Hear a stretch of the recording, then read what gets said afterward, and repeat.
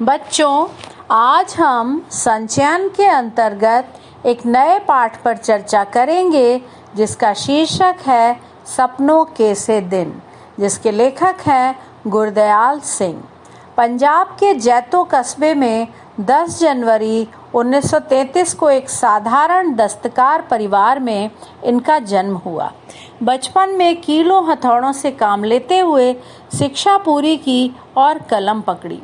1954 से 1970 तक स्कूल में अध्यापक रहे। पहली कहानी 1957 में पंचदरिया पत्रिका में प्रकाशित हुई। जब कॉलेज में प्राध्यापक हुए तो अपने ही उपन्यास पढ़ाने का मौका मिला। अंततः यूनिवर्सिटी में प्रोफेसर के पद से अवकाश ग्रहण किया। ठेठ ग्रामीण परिवेश और भावबोध के लेखक के रूप में ये जाने जाते हैं।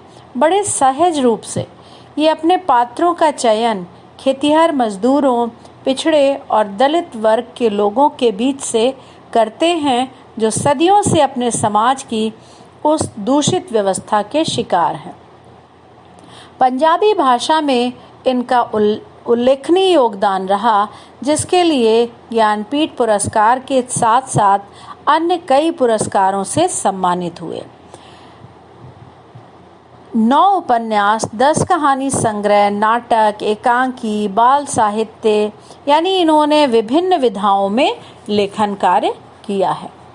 शिक्षा काल में पढ़ना ही विद्यार्थी का लक्ष्य होता है। प्रायः हर विषय की कोई न कोई किताब पढ़नी होती है। इस पढ़े हुए में से बहुत कुछ ऐसा होता है जो लाख कोशिशों के बावजूद भी याद नहीं रहता, और बहुत कुछ ऐसा होता है जो एक बार पढ़ लेने के बाद हमारी स्मृति में बस जाता है। तो ये आत्मकथांश, यानी ये इनकी आत्मकथा का अंश है जो दूसरी कोटि में रखा जा सकता है, जिसे पढ़ने के बाद भुला पाना कठिन ही नहीं, असंभव है। क्योंकि ये अंश बताता है कि समाज में कुछ लोग ऐसे भी थे जो शिक्षा के महत्व से पूरी तरह अनभिज्ञ थे। ऐसे लोग न केवल खुद अनपढ़ रहे, बल्कि भावी पीढ़ियां भी उनके कारण निरक्षर रह गईं। दूसरा, ये पाठ हमारी स्मृति में इसलिए बना रहेगा कि इसको पढ़ते समय पाठक को बार बार ऐसा लगता है कि जो दिनचर्या, शरारतें, चुहलबाजियां, आकांक्षाएं, सपने मेरे थे जो मैंने आज तक किसी को नहीं बताए, वो लेखक को कैसे मालूम हो गए, और उसने मुझसे बिना मिले ही मेरी दिनचर्या, मेरी दैनंदिनी कैसे लिख ली। तो बच्चों, शुरू करते हैं पाठ सपनों के से दिन। इस पाठ में बाल मन का सुंदर चित्रण किया है। मेरे साथ खेलने वाले सभी बच्चों का हाल एक सा होता। नंगे पैर, फटे मैले कपड़े, टूटे बटनों वाले, कई जगह से फटे कुर्ते, बिखरे बाल, सब मिलकर एक साथ खेलते, शरारत करते, चोट लगती, और जब घर पहुंचते तो उनकी माँ या उनकी बहन उन पर तरस नहीं खाती और पिटाई कर देती। कितनों के पिता तो इतने गुस्से वाले थे कि पीटते समय ये भी नहीं देखते थे कि कहीं बच्चे के चोट तो नहीं लगाई, कहीं खून तो नहीं निकला, और इतनी बुरी तरह पिटने के बाद दूसरे दिन फिर खेलने चले जाते। लेखक कहता है ये बात तब ठीक से समझ में आई जब स्कूल में अध्यापक बना और एक ट्रेनिंग करने गया, वहाँ बाल मनोविज्ञान विषय पढ़ा। बाल मनोविज्ञान यानी बच्चे के मन को जानना, चाइल्ड साइकोलॉजी, और ऐसी बातों के बारे में तभी जान पाया कि बच्चों को खेलना क्यों इतना अच्छा लगता है, बुरी तरह पिटाई होने पर भी क्यों खेलने चले आते हैं। क्योंकि बच्चों में ऊर्जा, स्फूर्ति होती, तनाव मुक्त होते हैं, जिम्मेदारियों से मुक्त होते हैं, हर बात को जल्दी भुला देते हैं, किसी तरह का तनाव नहीं लेते, इसलिए वो सब कुछ भूलकर फिर खेलने चले जाते थे। वो कहता है अधिकतर साथी हमारे ही जैसे परिवारों के थे, आसपास के गांव से आकर बसे थे, आदतें भी मिलती जुलती थी। ज़्यादातर तो स्कूल जाते ही नहीं थे, और अगर कभी गए, पढ़ाई में रुचि नहीं हुई, बस्ता तालाब में फेंक दिया, फिर स्कूल गए भी नहीं, और ना ही माँ बाप ने ज़बरदस्ती भेजा। यहाँ तक कि परचूनिये आढ़तिये यानी जो गल्ले का काम करते थे या दाल मसालों का काम करते थे, जिन्हें हिसाब किताब की ज़रूरत होती थी, वो भी बच्चों को स्कूल भेजना ज़रूरी नहीं समझते थे। अगर कभी कोई अध्यापक कहता तो कहते क्या हमें तहसीलदार बनवाना है? थोड़ा बहुत पढ़ लेगा, थोड़ी बहुत जानकारी प्राप्त कर लेगा, हिसाब किताब, बहियाँ माने बही खाता, इतना जानकारी प्राप्त कर ले कि हमारा काम हो जाए, बस उतना काफ़ी है। तो शिक्षा के प्रति ना तो उनमें जागरूकता थी और ना रुचि थी। लेखक कहता है ज़्यादातर साथी राजस्थान या हरियाणा से आकर मंडी में व्यापार या दुकानदारी करने आए परिवारों से थे। तो जब बहुत छोटे थे बोली समझ में नहीं आती, शब्द सुनकर हंसी आने लगती, लेकिन जब खेलते तो एक दूसरे के मन के भावों को अच्छी तरह समझ लेते थे, क्योंकि खेलते समय उन्हें एक दूसरे की मानसिकता समझ में आ जाती थी, सभी की एक सी आदतें। पता ही नहीं चला कि ये दिन कब कैसे बीत गए। और सब का यही हाल था कि स्कूल के कमरे में बैठकर पढ़ना कैद लगता था। कुछ तो अपने माँ बाप के साथ काम में हाथ बटाने लगे। लेखक कहता है बचपन, जैसे कहा जाता है ना, बचपन हर गम से बेगाना होता है, यानी बचपन में हर चीज़ बहुत अच्छी लगती है। घास अधिक हरी, फूलों की सुगंध अधिक मनमोहक। ये पढ़ा तो था लेकिन आज तक याद है, शायद बचपन की भावनाओं के अनुसार होगा। जब वो स्कूल जाता था तो दोनों तरफ जो अलियार के कटे छटे झाड़ उगे थे, उनके पत्तों की महक आज भी उसके मन में बसी है। स्कूल की क्यारियों से कभी फूल तोड़ लेते थे, चपरासी की नज़र बचाकर सूंघते थे, बाद में उनका क्या करते थे, खा लेते थे, फेंक देते थे, कुछ याद नहीं। लेकिन एक बात जो वो कहता है कि जब अगली श्रेणी में दाखिल होते तो एक तरफ तो खुशी होती कि बड़े हो रहे हैं, सयाने हो रहे हैं, लेकिन दूसरी तरफ नई पुरानी कॉपियों किताबों से जाने कैसी बास यानी महक आती, और तब उन्हीं मास्टरों के डर से कांपने लगते जो पिछली कक्षा में पढ़ा चुके होते, क्योंकि उस समय पिटाई बहुत करते थे अध्यापक। आगे वो कहता है कि स्कूल में तब शुरू में साल में 1-1.5 महीना पढ़ाई होती थी, फिर 1.5-2 महीने की छुट्टियां, और छुट्टियों के पहले और आखिरी दिनों में बहुत अंतर था। क्यों? क्योंकि पहले 2-3 हफ्ते तो खूब खेल कूद मौज मस्ती होती थी। माँ के साथ ननिहाल जाते, दूध दही मक्खन खाते, नानी का प्यार पाते, और अगर कभी नहीं जाते तो अपने ही गांव में खेलते, बच्चों के साथ तरह तरह की शरारतें करते। बच्चों, ननिहाल हर बच्चे को बड़ा प्यारा होता है, और नानी का प्रेम भी हर बच्चे को बहुत अनमोल लगता है। तो ननिहाल अगर जाता तो वहाँ मौज मस्ती प्रेम दुलार पाता, और जिस साल नहीं जाते तो घर से थोड़ा बाहर तालाब पर जाते, बच्चों के साथ मिलकर रेत पर लौटते, फिर तालाब में कूदते, यानी तरह तरह की शैतानियाँ करते। जब छुट्टियां बीतने लगती तो दिन गिनने लगते, डर बढ़ने लगता, तालाब में नहाना, खेलकूद सब भूलने लगते। क्यों?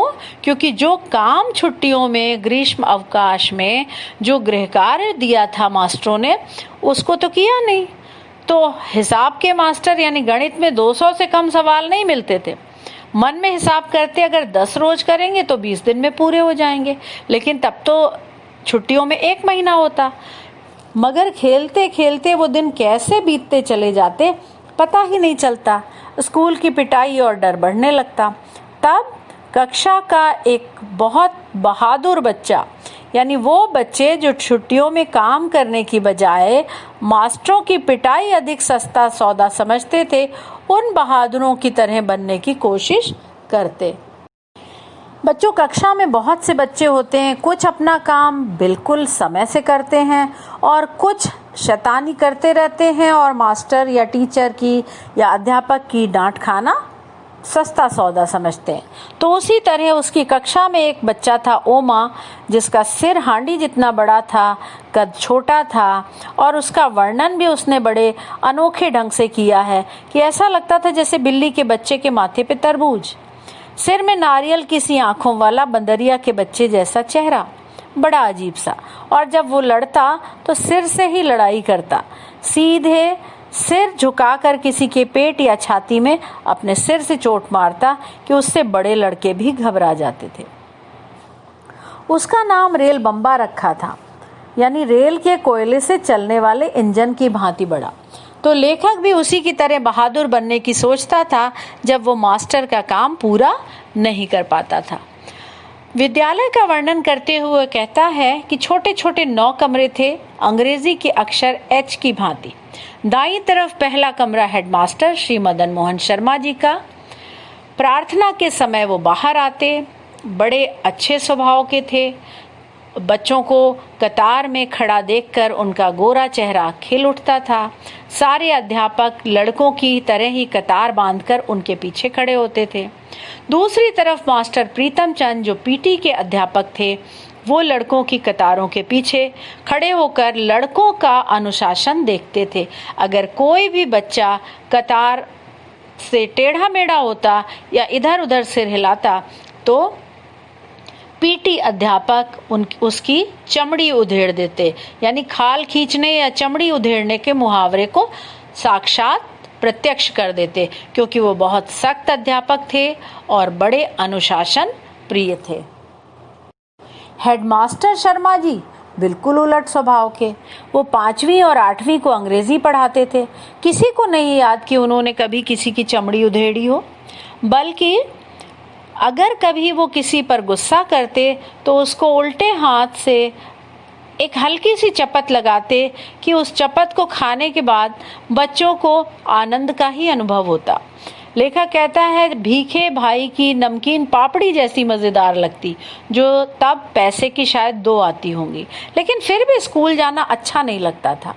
पहली कच्ची से लेकर 4थी श्रेणी तक 5-7 लड़कों को छोड़कर सभी रोते चिल्लाते स्कूल जाते थे। तो यानी लेखक को स्कूल जाना बिल्कुल अच्छा नहीं लगता था, लेकिन कुछ ऐसी स्थितियां थी जो उसे स्कूल अच्छा लगता था। कौन सी स्थितियां? जब स्काउटिंग का अभ्यास करते समय पीटी साहब नीली पीली झंडियां हाथों में पकड़ाकर 1 2 3 कहते, मार्च पास्ट कराते, झंडियां हवा में लहराती, खाकी वर्दी, गले में 2 रंगे रुमाल लटकाए अभ्यास करते, और जब बच्चे कोई गलती नहीं करते और वो शाबाश कहते, तारीफ करते, तो बच्चों को उनकी एक शाबाश ऐसी लगती जैसे फौज के सभी तमगे जीत लिए हों। यानी साल भर में मास्टर जो गुड देते थे कॉपियों में, उनसे भी ज़्यादा मूल्यवान वो शाबाश लगती। क्यों? क्योंकि वो बहुत कम तारीफ करते थे और जब बच्चे अच्छी तरह परेड करते थे तो वो शाबाश कहते थे। हर साल अगली कक्षा में जब वो पहुंचता तो उसे पुरानी किताबें मिलती जो हेडमास्टर शर्मा जी उसको देते थे। वो किसी के यहाँ पढ़ाने जाते थे, वो बच्चा उससे सीनियर था, इसलिए उसे किताबें मिल जाती। तो वो कहता है कि किताबें अगर नई लानी पड़ती तो शायद उस समय इसी बहाने पढ़ाई 3री 4थी श्रेणी में ही छूट जाती। कॉपियों, पेंसिलों, होल्डर या स्याही दवात 1-2 रुपए की साल भर में आती थी, तो वो पढ़ाई उसकी चलती रही। क्यों? क्योंकि 1 रुपए की बहुत वैल्यू होती थी। 1 रुपया भी बहुत बड़ी रकम हुआ करता था उस समय, जिसमें 1 सेर घी, 2 रुपए की 1 मन, 40 सेर गंदम मन गेहूं आ जाता था। इसलिए धनाढ्य परिवारों के ही बच्चे स्कूल जाते थे। 2 परिवारों में ये पहला लड़का था जो स्कूल जाता था। फिर भी नई कक्षा में जाने की कभी खुशी नहीं हुई। क्यों? क्योंकि उसे पुरानी किताबों और नई कॉपियों की गंध से उसका मन उदास हो जाता था। वो कारण तो नहीं समझ पाया, लेकिन उसे ऐसा ही समझ में आया कि आगे की कक्षा की कुछ मुश्किल पढ़ाई, नए मास्टरों की मारपीट का भय और नए मास्टरों की ये अपेक्षा कि पिछली कक्षा में बच्चे काफ़ी कुछ पढ़ के आए हैं तो उन्हें सब कुछ आता है, और अगर हम उनकी उम्मीद पर खरे नहीं उतरते थे तो वो चमड़ी उधेड़ देने को यानी पीटने के लिए तैयार होते। इसलिए उसका मन हमेशा उदास हो जाता था। बस 1-2 कारणों से स्कूल अच्छा लगता था। जब मास्टर प्रीतम चंद स्काउटों को परेड करवाते, लेफ्ट राइट की आवाज़, विसिल से मार्च कराना, तो छोटे छोटे बूटों की एड़ियों पर दाएं बाएं एकदम पीछे मुड़कर जब ठक ठक करके अकड़ते हुए चलते तो उसे लगता कि विद्यार्थी नहीं फौजी जवान है। दूसरे विश्व युद्ध का समय था और फौज में भर्ती करने के लिए अधिकारी गांव में आते थे, लोगों को प्रेरित करते थे कि फौज में भर्ती हों। तो खुले मैदान में शामियाने लगाकर फौज के सुख आराम, बहादुरी के दृश्य, गीत, नौटंकी आदि करके वो फौज में भर्ती होने के लिए प्रेरित करते थे कि वहाँ किस किस तरह की सुविधाएं मिलेंगी, और इन बातों से आकर्षित होकर कुछ नौजवान भर्ती के लिए तैयार भी हो जाते। तो लेखक को लगता था कि हम भी फौजी जवानों से कम नहीं हैं, क्योंकि धोबी की धुली वर्दी, पॉलिश किए बूट, जुराबों को पहनकर जब स्काउटिंग की परेड करते तो बड़ा गर्व महसूस होता। मास्टर प्रीतम चंद की अगर बात करें तो उन्हें कभी मुस्कुराते या हंसते नहीं देखा। ठिगना कद, दुबला पतला परंतु गठीला शरीर, माता के दागों से यानी चेचक के दाग थे चेहरे पर, बाज सी आंखें, खाकी वर्दी, चमड़े के चौड़े पंजों वाले बूट, कुल मिलाकर उनका व्यक्तित्व बड़ा भयभीत करने वाला होता। उनके बूटों के ऊंची एड़ियों के नीचे खुरियां लगी होती, जैसे तांगे के घोड़े के पैरों में लगी रहती नाल, और जब वो चलते तो ठक ठक की आवाज आती। लेकिन कहीं टखने में मोच ना आ जाए इतने भारी भरकम बूट पहनकर। और अगर अपने माँ बाप से लेखक ऐसी मांग करते तो कहते टखने टेढ़े, पैर टेढ़े हो जाएंगे, चल नहीं पाओगे। बच्चे मास्टर प्रीतम चंद से डरते तो थे ही, नफरत करते थे। क्यों? क्योंकि वो बहुत मारते थे। और जब चौथी कक्षा में वो लेखक के कक्षा को फारसी पढ़ाने आए और फारसी के शब्द रूप याद करने को दिए तो बच्चे सुना नहीं पाए, और जब बच्चे सुना नहीं पाए तो उन्होंने गुस्से में बच्चों को दंड दिया। क्या दंड दिया? मुर्गा बनाया। पीठ ऊंची करो और कान पकड़ो। सारे बच्चों के टांगों में जलन होने लगती, और लेखक कमजोर था, वो तो कहता कि मेरे जैसे तो कान पकड़े हुए ही गिर पड़ते। जब तक इनकी बारी आई, हेडमास्टर जी आए, वो उधर से गुजर रहे थे और उन्होंने जो कुछ देखा वो बर्दाश्त नहीं कर पाए। प्रीतम चंद की उस बर्बरता यानी इतने कठोर दंड को वो सहन नहीं कर पाए और उन्होंने गुस्से से प्रीतम चंद को डांटा। उन्होंने कहा ये तरीका है इतने छोटे बच्चों को इस तरह के दंड देने का, फौरन बंद करो। और वो गुस्से से कांपते अपने दफ्तर चले गए। इसके बाद कई दिनों तक प्रीतम चंद स्कूल नहीं आए। तो सारे मास्टरों की जुबान पर यही बात थी कि हेडमास्टर ने उन्हें मुअत्तल माने सस्पेंड यानी बर्खास्त कर दिया है, और ऑर्डर आगे अप्रूवल के लिए यानी आदेश लिखकर मंजूरी के लिए रियासत की राजधानी नाभा भेज दिया है, क्योंकि वहाँ महकमाए तालीम यानी शिक्षा विभाग के डायरेक्टर से मंजूरी की आवश्यकता थी। उस दिन के बाद मास्टर नजर नहीं आए, यानी पीटी अध्यापक प्रीतम चंद नजर नहीं आए, क्योंकि जब तक उन्हें पुनः बहाल नहीं किया जाएगा वो स्कूल नहीं आएंगे। फिर भी फारसी की घंटी बजते ही सभी छात्रों का मन डर जाता, जब तक दूसरे अध्यापक या शर्मा जी स्वयं फारसी पढ़ाने नहीं आते। कई हफ्ते तक पीटी मास्टर नहीं आए। पता चला कि बाजार में दुकान के ऊपर एक छोटी छोटी खिड़कियों वाला घर उन्होंने किराए पर ले रखा है। बड़े आराम से रहते हैं वहाँ। उन्हें किसी बात की परवाह नहीं कि उन्हें मुअत्तल कर दिया गया। पहले की तरह ही आराम से रहते हैं। उन्होंने तोते पाले हैं पिंजरे में, जिन्हें वो दिन में कई बार बादाम भिगोकर उसका छिलका उतार कर उसकी गिरी खिलाते और उनसे बड़ी मीठी बातें करते। ये बड़े बच्चे जो 7वीं 8वीं के विद्यार्थी थे जो उनके घर जाते थे, उन्होंने बताया।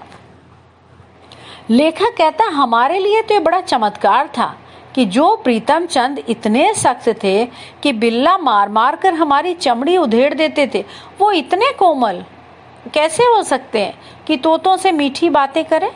क्या तोते उनसे डरते नहीं जैसे हम डरते? हमारी समझ में ऐसी बातें तब नहीं आती थी।